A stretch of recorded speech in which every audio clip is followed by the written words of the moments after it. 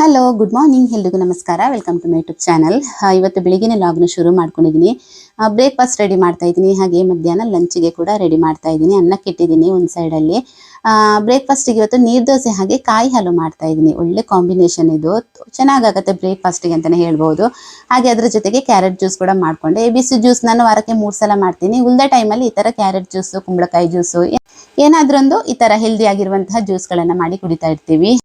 ಹಾಗೆ ಇವತ್ತಿನ ರುಟೀನ್ ಜೊತೆಗೆ ಒಂದು ವಿಷಯದ ಬಗ್ಗೆ ನಿಮ್ಮೆಲ್ಲರಿಗೂ ಕೂಡ ಒಂದು ಕ್ಲಾರಿಫಿಕೇಶನ್ ಕೊಡೋಣ ಅಂತ ಅಂದ್ಕೊಂಡಿದ್ದೀನಿ. ಅದೇನಂತ ಹೇಳಿದರೆ, ಕೌಶಿ ನಮ್ಮನೆಗೆ ಪ್ರೆಗ್ನೆಂಟ್ ಇರಬೇಕಿದ್ರೆ ಬಂದಲ್ವಾ, ನಂತರ ಡೆಲಿವರಿ ಆಗಿ ಮನೆಯಲ್ಲೇ 40 ಡೇಸ್ ಎಲ್ಲ ಮನೆಯಲ್ಲೇ ಇದ್ಲು. ಆ ಟೈಮ್ನಲ್ಲಿ ತುಂಬ ಅಂದರೆ ತುಂಬ ಕಮೆಂಟ್ಸ್ ಬರ್ತಾ ಇತ್ತು. ಅದೇನಂತ ಹೇಳಿದರೆ, ಕೌಶಿಗೆ ಯಾರು ಇಲ್ವಾ, ಕೌಶಿಗೆ ಅಮ್ಮನ ಮನೆ ಇಲ್ವಾ, ನಿಮ್ಮ ಮನೆ ಅಂದರೆ ಗಂಡನ ಅಕ್ಕನಾಗಿ ನಿಮ್ಮ ಮನೆಯಲ್ಲಿ ಯಾಕೆ ಕೌಶಿ ಡೆಲಿವರಿ ಮಾಡ್ತಾ ಇದ್ದೀರಾ ಅನ್ನೋದ್ರ ಬಗ್ಗೆ ಎಷ್ಟೊಂದು ಕಮೆಂಟ್ಸ್ ಬರ್ತಾ ಇತ್ತು ಅಂತ ಹೇಳಿದರೆ, ಅಲ್ಲಲ್ಲೇ ಕೆಲವೊಬ್ಬರಿಗೆ ಆನ್ಸರ್ ಮಾಡ್ತಾ ಇದೆ, ಕೆಲವೊಬ್ಬರ ಹತ್ರ ಹೇಳ್ತಾ ಇದೆ. ನಾನು ಒಂದ್ಸಲ ಹೇಳ್ತೀನಿ, ನಿಮಗೆ ವಿಡಿಯೋದಲ್ಲಿ ಕ್ಲಾರಿಟಿ ಕೊಡ್ತೀನಿ ಅಂತಲೇ ಹೇಳ್ತಾ ಬರ್ತಾ ಇದೆ. ಇವತ್ತು ನಿಮ್ಮ ಒಂದು ಡೌಟ್ಸ್ನ ಕ್ಲಿಯರ್ ಮಾಡಬೇಕು ಅಂತ ಅಂದ್ಕೊಂಡಿದ್ದೀನಿ. ಡೌಟ್ಸ್ ಅಂತ ಹೇಳಿದರೆ ಕೆಲವೊಬ್ಬರಿಗೆ ಬೇರೆ ಥರನೇ ಡೌಟ್ಸ್ ಬರುತ್ತಲ್ವಾ. ಯಾಕಂತ ಹೇಳಿದರೆ, ನಮ್ಮನೆಯಲ್ಲಿ ಗಂಡನ ಅಕ್ಕನಾಗಿ ನಮ್ಮನೆಯಲ್ಲಿ ಇದ್ದಾಳೆ ಅಂತ ಹೇಳಿದರೆ ಅಪ್ಪ ಅಮ್ಮ ಯಾರೂ ಇಲ್ಲ, ಅಪ್ಪ ಅಮ್ಮನ ಒಪ್ಪಿಗೆ ಇಲ್ಲದೆ ಏನಾದರೂ ಇಂಟರ್ಕಾಸ್ಟ್ ಮ್ಯಾರೇಜ್ ಏನಾದರೂ ಆಗಿದ್ದಾರಾ, ಈ ಥರ ಡೌಟ್ಸ್ಗಳೆಲ್ಲ ಬರೋದು ಅದು ಕಾಮನ್ ಅಂತ ಅನ್ಕೋಬಹುದು. ಬಟ್ ಎಲ್ಲದನ್ನು ಇವತ್ತು ಕ್ಲಿಯರ್ ಮಾಡ್ತೀನಿ. ಇನ್ನು ಕೌಶಿನ ಯಾರು ಅಂತ ಕೇಳ್ತಾ ಇದ್ರಿ ಅಲ್ವಾ. ಕೌಶಿ ನನ್ನ ಸ್ವಂತ ತಮ್ಮನ ಹೆಂಡತಿ. ನಮ್ಮ ಅಮ್ಮನಿಗೆ ನಾವು 3 ಜನ ಮಕ್ಕಳು, ನಾನು, ನನ್ನ ತಂಗಿ, ನನ್ನ ತಮ್ಮ ಕೊನೆಯವನು. ಅವನ ಹೆಂಡತಿನೇ ಕೌಶಿ ಅಂತಲೇ ಹೇಳ್ಬೋದು. ಹಾಗೆ ನನ್ನ ತಮ್ಮ ಹಾಗೆ ಕೌಶಿದ್ದು ಯಾವುದೇ ಥರ ಇಂಟರ್ಕಾಸ್ಟ್ ಆಗಲಿ ಲವ್ ಮ್ಯಾರೇಜ್ ಆಗಲಿ ಆದದ್ದಲ್ಲ. ಅವರಿಬ್ರು ಮನೆಯವರೆಲ್ಲರೂ ಕೂಡ ಒಪ್ಪಿಗೆ ಕೊಟ್ಟು ಅರೇಂಜ್ ಮ್ಯಾರೇಜ್ ಮಾಡ್ಕೊಂಡಿರುವಂಥದ್ದು. ಎಲ್ಲರೂ ಒಪ್ಪಿಗೆನಿತ್ತು. ಹಾಗೆ ಕೌಶಿಗೆ ಅಮ್ಮನ ಮನೆ ಇಲ್ವಾ ಅಂತ ಕೇಳ್ತಾ ಇದ್ರೆ, ಕೌಶಿಗೆ ಅಮ್ಮನ ಮನೆ ಇದೆ. ಅಮ್ಮ ಇದ್ದಾರೆ, ಅಪ್ಪ ಮಾತ್ರ ಇಲ್ಲ. ಅಮ್ಮ ಇದ್ದಾರೆ, ತಂಗಿ ಇದ್ದಾಳೆ, ಅಜ್ಜಿ, ಅತ್ತೆ, ಮಾವ, ಚಿಕ್ಕಪ್ಪ, ಚಿಕ್ಕಮ್ಮ ಎಲ್ಲರೂ ಕೂಡ ಇದ್ದಾರೆ. ಕೌಶಿಗೆ ಯಾರು ಇಲ್ಲ ಅಂತ ಇಲ್ಲ, ತುಂಬ ದೊಡ್ಡ ಫ್ಯಾಮಿಲಿನೇ ಇದೆ. ಅಪ್ಪನ ಸೈಡಿಂದ ಇರ್ಬೋದು, ಅಮ್ಮನ ಸೈಡಿಂದ ಇರ್ಬೋದು, ಎಲ್ಲರೂ ಕೂಡ ಇದ್ದಾರೆ. ಅಷ್ಟು ಜನ ಇದ್ದು ನಮ್ಮನೆಯಲ್ಲಿ ಯಾಕೆ ಡೆಲಿವರಿ ಆಯಿತು ಅಂತ ಅನ್ನೋದಕ್ಕೆ ಏನು ರೀಸನ್ ಅಂತ ಹೇಳಿದರೆ, ಹೆಣ್ಮಕ್ಳಿಗೆ ಡೆಲಿವರಿ ಟೈಮ್ನಲ್ಲಿ ಮುಖ್ಯವಾಗಿ ಬೇಕಾಗಿರುವಂಥದ್ದು ಅಮ್ಮ ಜೊತೆಗಿದ್ದು ಹೆಣ್ಣಿನ ಬಾಣಂತನ ಮಾಡಬೇಕಾಗಿರೋದು ಅಮ್ಮ ಅಲ್ವಾ. ಅದೆಲ್ಲರೂ ಕೂಡ ಗೊತ್ತಿರುತ್ತೆ. ಏನಾಯಿತು ಅಂತ ಹೇಳಿದರೆ, ಕೌಶಿ ಪ್ರೆಗ್ನೆಂಟ್ ಇರಬೇಕಿದ್ರೇ ಅವಳ ಅಮ್ಮನಿಗೆ ಈ ಗರ್ಭಕೋಶದ್ದು ಸರ್ಜರಿ ಆಯಿತು. ಗರ್ಭಕೋಶ ರಿಮೂವ್ ಮಾಡಬೇಕಾಗಿ ಬಂತು. ಸೊ ಆ ಟೈಮ್ನಲ್ಲಿ ಅವ್ರು ಕೂಡ ರೆಸ್ಟಲ್ಲಿದ್ದರು. ಹಾಗೆ ಸ್ಟೇಬಲ್ ಇರಲಿಲ್ಲ ಅವರು. ಒಂದು ಬಾಣಂತನ ಅಂದರೆ ಮಗಳಿಗೆ ಬಾಣಂತನ ಮಾಡುವಷ್ಟು ಸ್ಟೇಬಲ್ ಅವರು ಇರಲಿಲ್ಲ. ಸೊ ಆ ಕಾರಣಕ್ಕೋಸ್ಕರ ನಾವು ನಮ್ಮನೆಯಲ್ಲಿ ಡೆಲಿವರಿ ಮಾಡಿಸಿರುವಂಥದ್ದು. ಇನ್ನು ಅಜ್ಜಿ ಇದ್ದರು, ಕೌಶಿಗೆ ಅಜ್ಜಿ ಇದ್ದಾರೆ. ಅಜ್ಜಿ ತುಂಬ ಜನರ ಬಾಣಂತನ ಮಾಡಿಸಿದ್ದಾರೆ, ಮಗುನ ಸ್ನಾನ ಮಾಡಿಸಿದ್ದಾರೆ, ಎಲ್ಲನೂ ಮಾಡಿಸ್ತಾ ಇದ್ರು. ಬಟ್ ಇವಾಗ ಅವರಿಗೆ ಏಜ್ ಆಯಿತು. ಅವರಿಗೆ ಕೂಡ ಅಷ್ಟೇ, ಅವರು ಕೂಡ ಅಷ್ಟೊಂದು ಸ್ಟೇಬಲ್ ಇಲ್ಲ ಅಂತಲೇ ಹೇಳ್ಬೋದು. ಅಂದರೆ ಮೊಮ್ಮಗಳ ಬಾಣಂತನ ಮಾಡುವಷ್ಟು ಶಕ್ತಿ ಅವರಿಗೆ ಕೂಡ ಇಲ್ಲ. ತುಂಬ ಕಷ್ಟ ಅವರಿಗೆ ಕೂಡ ಸ್ನಾನ ಮಾಡಿಸೋದಕ್ಕೆಲ್ಲ. ಈಗ ಒಂದು ಹುಡುಗಿನ ನಾವು ಡೆಲಿವರಿಗೆ ಅಂತ ಅಂದ್ಬಿಟ್ಟು ನಮ್ಮ ಮನೆಗೆ ಕರ್ಕೊಂಡು ಬಂದಾಗ ನಾವು ಮನೆಯವರಾಗಿ ತುಂಬ ಸ್ಟ್ರಾಂಗ್ ಆಗಿರಬೇಕಾಗತ್ತೆ. ಅಂದರೆ ಯಾವುದೇ ಟೈಮಲ್ಲಿ ಯಾವುದೇ ಥರ ಸಿಚುವೇಶನ್ ಬಂದರೂ ಕೂಡ ಅದನ್ನು ಫೇಸ್ ಮಾಡ್ಕೊಂಡು ಹೋಗುವಷ್ಟು ಶಕ್ತಿ ನಮ್ಮಲ್ಲಿ ಇರಲೇಬೇಕಾಗತ್ತೆ. ಅಷ್ಟು ಪ್ರಿಪೇರ್ ನಾವು ಆಗಿರಬೇಕು. ಮೆಂಟಲ್ ಇರ್ಬೋದು, ಫಿಸಿಕಲ್ ಇರ್ಬೋದು, ಎರಡರಲ್ಲೂ ಕೂಡ ತುಂಬ ಸ್ಟ್ರಾಂಗ್ ಆ್ಯಂಡ್ ಪ್ರಿಪೇರ್ ಬೇಕೇ ಬೇಕಾಗತ್ತೆ. ಅದೆಲ್ಲ ಇಲ್ಲ ಅಂತ ಅಂದಾಗ ಒಂದು ಹೆಣ್ಮಗಳನ್ನ ಒಂದು ಮನೆಯಲ್ಲಿ ಡೆಲಿವರಿಗೆ ಅಂತ ಬಿಡೋದು ತುಂಬ ಕಷ್ಟ ಅಲ್ವಾ. ಇದೆಲ್ಲರಿಗೂ ಕೂಡ ಗೊತ್ತಿರತ್ತೆ ಈ ವಿಷಯ. ಇನ್ನೊಂದೇನಂತ ಹೇಳಿದರೆ, ಅಮ್ಮನ ಮನೆಯಲ್ಲಿ ಅಂದರೆ ಒಂದು ಹುಡುಗಿ ಆದವಳು ಅವಳ ಅಮ್ಮನ ಮನೆಯಲ್ಲಿ ಡೆಲಿವರಿ ಆಗಿಲ್ಲ ಅಂತ ಹೇಳಿದರೆ ಅತ್ತೆ ಮನೆಯಲ್ಲಿ ಅಂದರೆ ಗಂಡನ ಮನೆಯಲ್ಲಿ ಡೆಲಿವರಿ ಮಾಡಿಸ್ಬೇಕಿತ್ತು. ಅಂದರೆ ನಮ್ಮ ಅಮ್ಮನ ಮನೆಯಲ್ಲಿ ಡೆಲಿವರಿ ಆಗಬೇಕಿತ್ತು. ಅಲ್ಲಿ ಕೂಡ ಕಷ್ಟ. ಅಂದರೆ ಅಮ್ಮ ಒಬ್ಬರೇ ಮನೆಯಲ್ಲಿದ್ದಾರೆ. ನನ್ನ ತಮ್ಮ ಗಲ್ಫಲ್ಲಿ ಇರೋದ್ರಿಂದ ಅಮ್ಮ ಒಬ್ಬರೇ ಮನೇಲಿ ಇರೋದ್ರಿಂದ ಅಮ್ಮನಿಗೆ ಎಲ್ಲವನ್ನು ಕೂಡ ನಿಭಾಯಿಸ್ಕೊಂಡು ಹೋಗುವಂಥ ಶಕ್ತಿ ಇಲ್ಲ. ಸೊ ಹಾಗಾಗಿ ಅದೊಂದು ರೀಸನ್ ಅಂತ ಹೇಳ್ಬೋದು. ಇನ್ನೊಂದು ಮೇನ್ ರೀಸನ್ ಏನು ಗೊತ್ತಾ, ಹಾನೆಸ್ಟ್ ಆಗಿ ಈ ಮಾತನ್ನ ಹೇಳ್ತಾ ಇದ್ದೀನಿ ನಾನು ಅಂತಾನೆ ಹೇಳ್ಬೋದು. ಕೌಶಿ ಹಾಗೆ ನಮ್ಮ ನಡುವೆ ಇರುವಂತಹ ಒಂದು ಬಾಂಡಿಂಗ್ ಅಂತ ಹೇಳ್ಬೋದು. ಕೌಶಿ ಮದುವೆ ಫಿಕ್ಸ್ ಆದ ನಂತರ ನಮ್ಮೆಲ್ಲರ ಜೊತೆಗೆ ತುಂಬ ಚೆನ್ನಾಗಿದ್ದಾಳೆ. ಒಂದು ಒಳ್ಳೆ ರಿಲೇಷನ್ಶಿಪ್ನ ಇಟ್ಕೊಂಡಿದ್ದಾಳೆ ನಮ್ಮ ಜೊತೆ ಅಂತ ಹೇಳ್ಬೋದು. ಹಾಗೆ ತುಂಬ ಅಂದರೆ ತುಂಬ ಪ್ರೀತಿ ಮಾಡ್ತಾಳೆ. ಯಾರನ್ನು ಕೂಡ ಬೇರೆಯವರು ಅಂತ ಅಂದ್ಕೊಳ್ಳಿಲ್ಲ. ಗಂಡ ಬೇರೆ, ಅತ್ತೆ ಬೇರೆ, ಅತ್ತಿಗೆ ಅಂದ್ರು ಬೇರೆ ಅಂತ ಯಾರನ್ನು ಕೂಡ ಆ ದೃಷ್ಟಿಯಿಂದ ನೋಡಿಲ್ಲ ಅವಳು.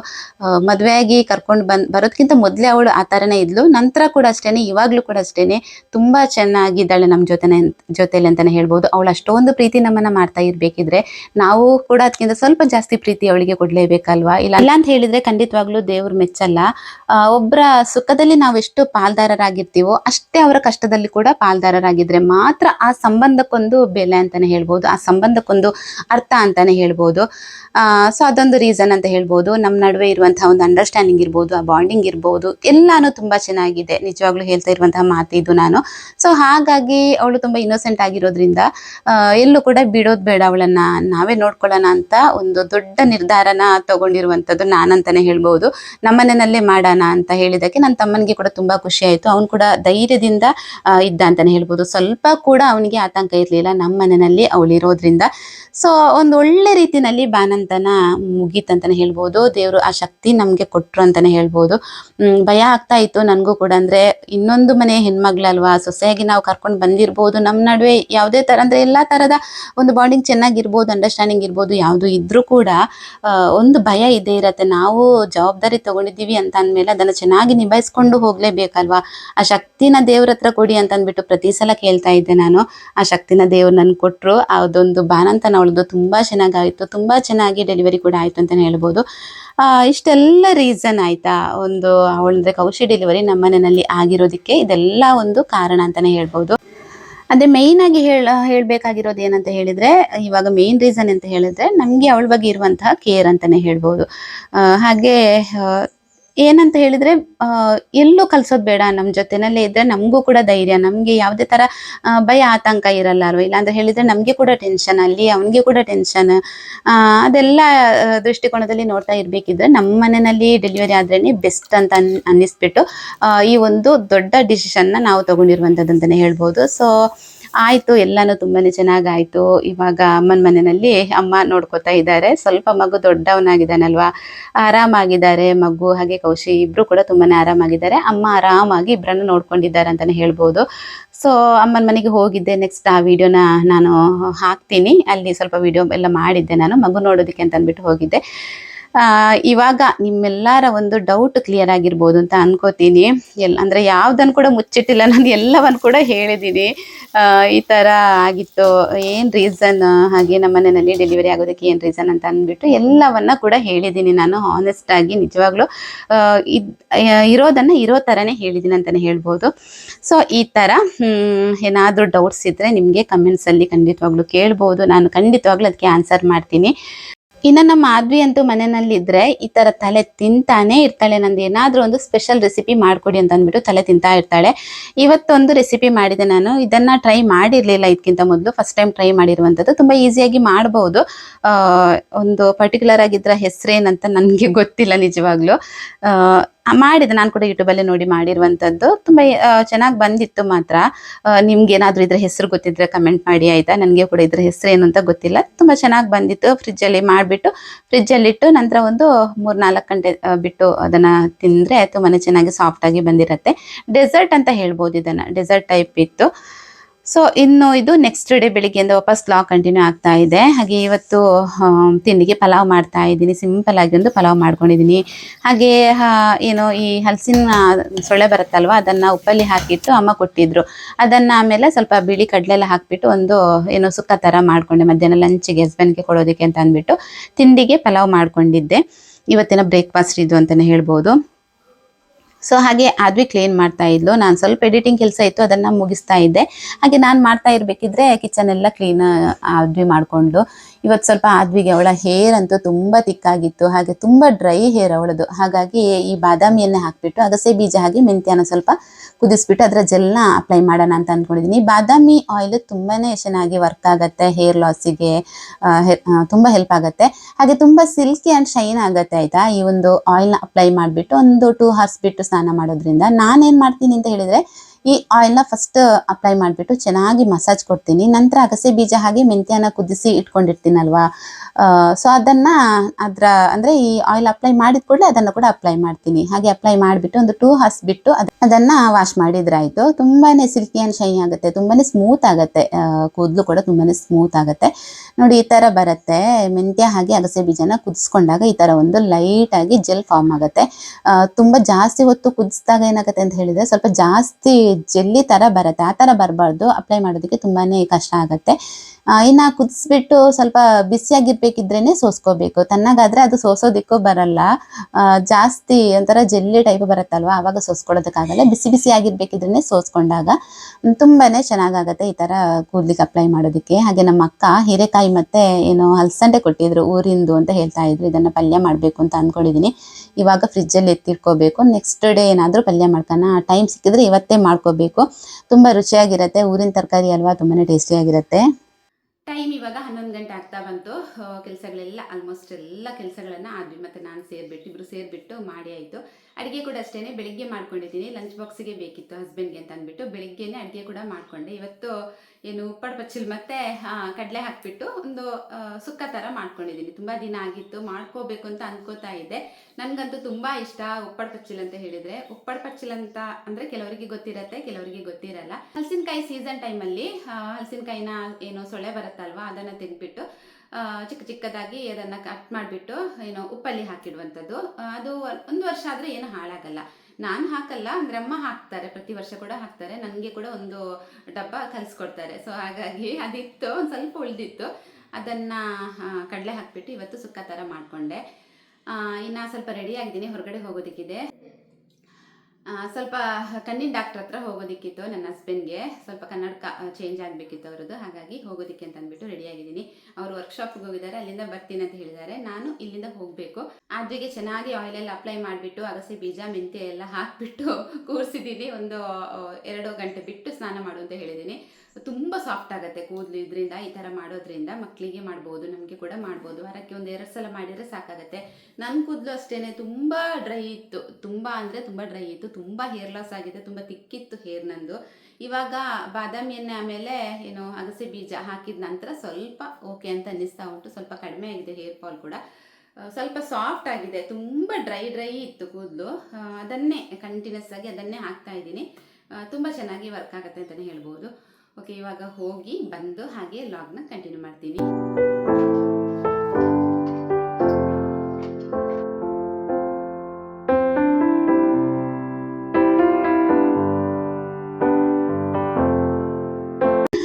ಮೊನ್ನೆ ದೀಕ್ಷಿತ್ ಮದುವೆಗೆ ಸಾರಿ ಉಟ್ಟಿದ್ದೆ ಅಲ್ವಾ, ಅದನ್ನ ಸುಮಾರು ಜನ ಕೇಳಿದ್ರಿ ನೀವು. ಎಷ್ಟು ಪ್ರೈಸ್ ಅದಕ್ಕೆ, ಸಾರಿ ತುಂಬ ಚೆನ್ನಾಗಿದೆ, ಹಾಗೆ ಬ್ಲೌಸ್ ಡಿಸೈನ್ ತೋರಿಸಿ, ಬ್ಲೌಸ್ ಡಿಸೈನ್ ಇದು ಫೋಟೋ ತೆಗೆದು ಅಪ್ಲೋಡ್ ಮಾಡಿ ಅಂತ ಅಂದ್ಬಿಟ್ಟು ಎಲ್ಲರೂ ಕೂಡ ಕೇಳ್ತಾ ಇದ್ರಿ.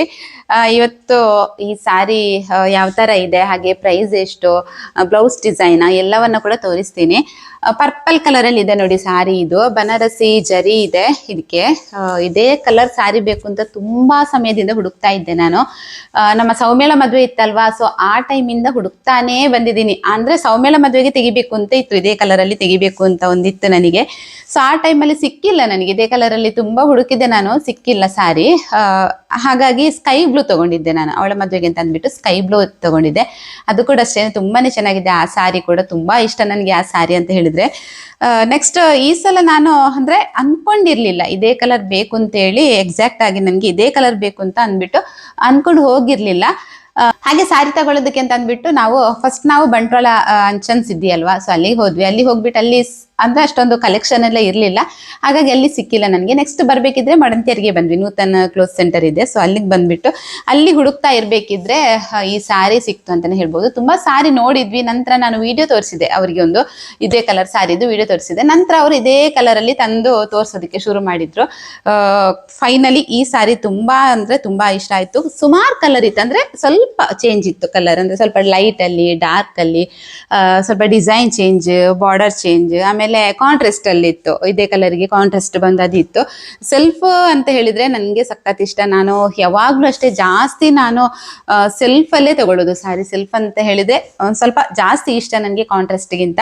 ಹಾಗಾಗಿ ಈ ಸಲ ಅನ್ಕೊಂಡಿರ್ಲಿಲ್ಲ, ಒಂದು ಅನ್ಎಕ್ಸ್ಪೆಕ್ಟೆಡ್ ಅಂತ ಹೇಳ್ಬೋದು, ಈ ಸಾರಿ ಸಿಕ್ತು, ತಗೊಂಡೆ. ಇನ್ನು ನಂದು ಮದುವೆ ಸಾರಿ ಇದೇ ಕಲರ್ ಅಲ್ಲಿ ಇತ್ತು, ದಿಬ್ಬನ್ ಸಾರಿ ಅಂತ ಹೇಳ್ತೀವಲ್ವಾ, ಅದು ಇದೇ ಕಲರ್ ಅಲ್ಲಿ ಇತ್ತು. ಆವಾಗಿಂದ ಅಂದ್ರೆ ಅದು ಹಳೇದಾಗಿದೆ ಸಾರಿ, ಮಾತ್ರ ತುಂಬಾ ಚೆನ್ನಾಗಿದೆ, ಬನಾರಸಿ ಜರಿಯಲ್ಲಿ ಅದು ಹಳೇದಾಗಿದೆ ಮಾತ್ರ. ಸೊ ಹಾಗಾಗಿ ಅದು ಹಳೇದಾಗಿದೆ ಅಲ್ವಾ, ಇನ್ನು ಅದನ್ನು ಉಡೋದಕ್ಕೆಲ್ಲ ಆಗಲ್ಲ ಅಂತ ಅಂದ್ಬಿಟ್ಟು ಹುಡುಕ್ತಾನೆ ಇದ್ದೆ. ಈ ಸಲ ಸಿಕ್ತು ಅಂತ ಹೇಳ್ಬೋದು. ನಾನು ಆ ಸಾರಿನ ಕೂಡ ತೋರಿಸ್ತೀನಿ ನಿಮಗೆ, ಮದುವೆ ಸಾರಿ ನೋಡಿ, 2 ಸಾರಿ ಯಾವ ಥರ ಇದೆ ಅಂತ ಅಂದ್ಬಿಟ್ಟು.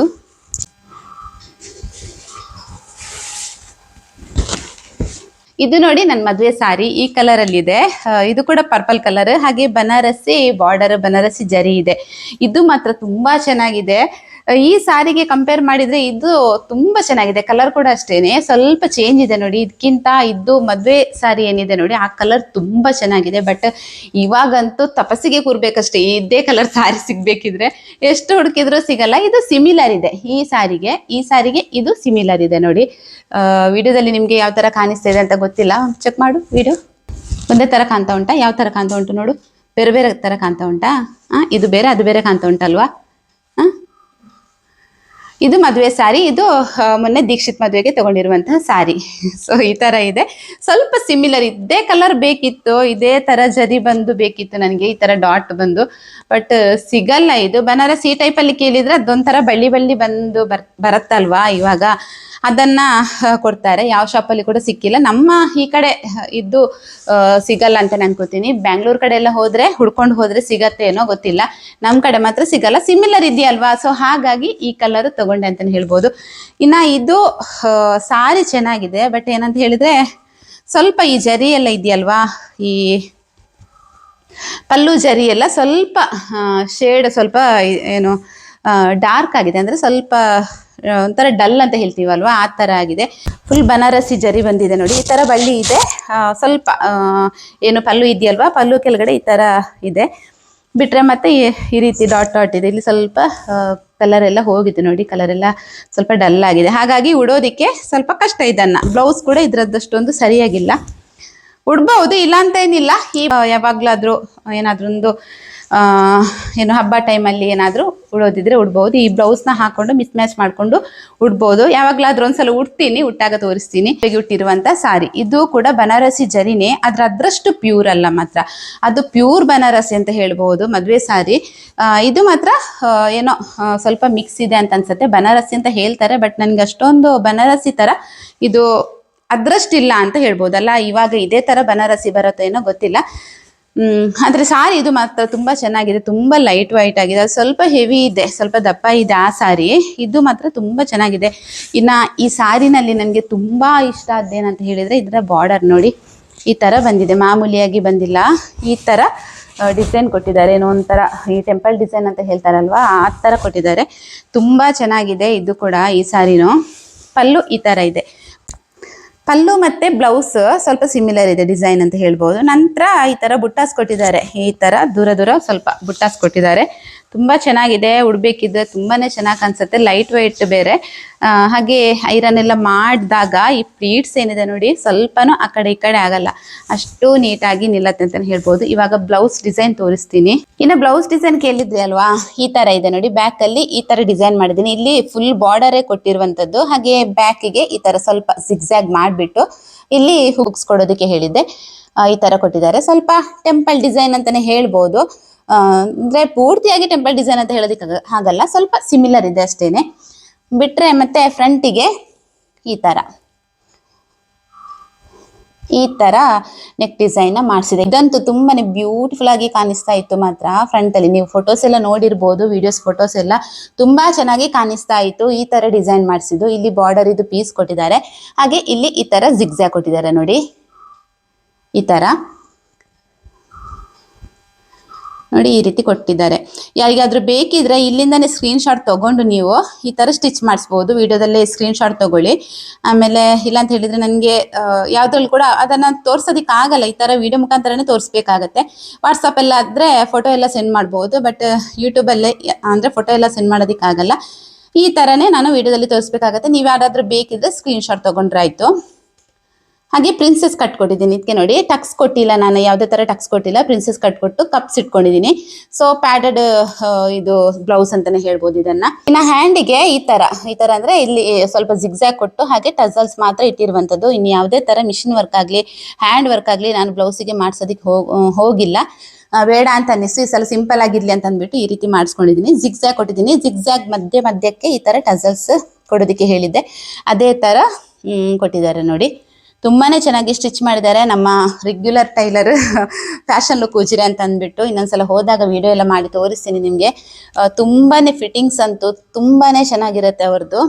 ನಾನು ಯಾವಾಗ್ಲೂ ಅಷ್ಟೇನೆ ಅವ್ರ ಹತ್ರನೇ ಬ್ಲೌಸ್ ಎಲ್ಲ ಸ್ಟಿಚ್ ಮಾಡಿಸೋದು. ಹಾಗೆ ರೀಸೆಂಟ್ ಆಗಿ ನಾನು ಈ ತರ ಒಂದು ಬ್ಯಾಂಗಲ್ ಹಾಕೋದಕ್ಕೆ ಅಂತ ಅಂದ್ಬಿಟ್ಟು ಬಾಕ್ಸ್ ತರಿಸಿದೆ ಆನ್ಲೈನ್ ಇಂದ. ಸೌಮ್ಯ ವೈಶಾಲಿ ತರಿಸಿದ್ರು, ವೈಶಾಲಿ ಲಿಂಕ್ ಶೇರ್ ಮಾಡಿದ್ಲು. ಸೊ ಹಾಗಾಗಿ ನಾನು ಕೂಡ ತರಿಸ್ಕೊಂಡೆ. ತುಂಬಾ ಚೆನ್ನಾಗಿ ಕಾಣಿಸುತ್ತೆ. ಎಲ್ಲೆಲ್ಲೋ ಹಾಕೋದಕ್ಕಿಂತ ಈ ತರ ಜೋಡಿಸಿಟ್ರೆ ತುಂಬಾನೇ ಬೇಗ ಸಿಗತ್ತೆ ಹುಡುಕ್ಬೇಕಿದ್ರೆ ಅಂತ ಅನ್ನಿಸ್ತು. ಸೊ ಹಾಗಾಗಿ ತರಿಸ್ಕೊಂಡಿದ್ದೆ. ಕಲರ್ಫುಲ್ ಆಗಿ ಕಾಣಿಸುತ್ತೆ ಅಲ್ವಾ ಬಳೆಗಳೆಲ್ಲ. ನಿಮ್ಗೆ ಬೇಕಿದ್ರೆ ಡಿಸ್ಕ್ರಿಪ್ಷನ್ ಬಾಕ್ಸ್ ಅಲ್ಲಿ ನಾನು ಮೆನ್ಷನ್ ಮಾಡಿರ್ತೀನಿ ಆಯ್ತಾ, ಬೇಕಿದ್ರೆ ಅಲ್ಲಿಂದ ತರಿಸ್ಕೋಬಹುದು ನೀವು. ಹಾಗೆ ಇವತ್ತಿನ ವಿಡಿಯೋನ ಇಲ್ಲಿಗೆ ಎಂಡ್ ಮಾಡ್ತಾ ಇದ್ದೀನಿ. ಏನನ್ನಿಸ್ತು ನಿಮಗೆ ಇವತ್ತಿನ ವಿಡಿಯೋ ನೋಡ್ಬಿಟ್ಟು ಅನ್ನೋದನ್ನ ನನಗೆ ನಿಮ್ಮ ಅಭಿಪ್ರಾಯಗಳನ್ನ ಕಮೆಂಟ್ ಮಾಡೋದನ್ನ ಮಾತ್ರ ಮರಿಬೇಡಿ. ಈ ವಿಡಿಯೋನ ಇಲ್ಲಿಗೆ ಎಂಡ್ ಮಾಡ್ತಾ ಇದ್ದೀನಿ. ವಿಡಿಯೋಗಳು ನಿಮಗೆ ಇಷ್ಟ ಆಗ್ತಾ ಇದ್ರೆ ವಿಡಿಯೋಗೊಂದು ಲೈಕ್ ಶೇರ್ ಕಮೆಂಟ್ ಮಾಡೋದನ್ನ ಮಾತ್ರ ಮರಿಬೇಡಿ. ಸಬ್ಸ್ಕ್ರೈಬ್ ಮಾಡದೆ ನನ್ನ ಚಾನಲ್ನ ನೋಡ್ತಾ ಇರೋರು ಸಬ್ಸ್ಕ್ರೈಬ್ ಮಾಡ್ಕೊಂಡು ನೋಡಿ. ಸಿಗ್ತೀನಿ ನೆಕ್ಸ್ಟ್ ವ್ಲಾಗ್ ಅಲ್ಲಿ. ಅಲ್ಲಿ ತನಕ ಎಲ್ಲರೂ ಆರೋಗ್ಯವಾಗಿ ಟೇಕ್ ಕೇರ್. ಬಾಯ್.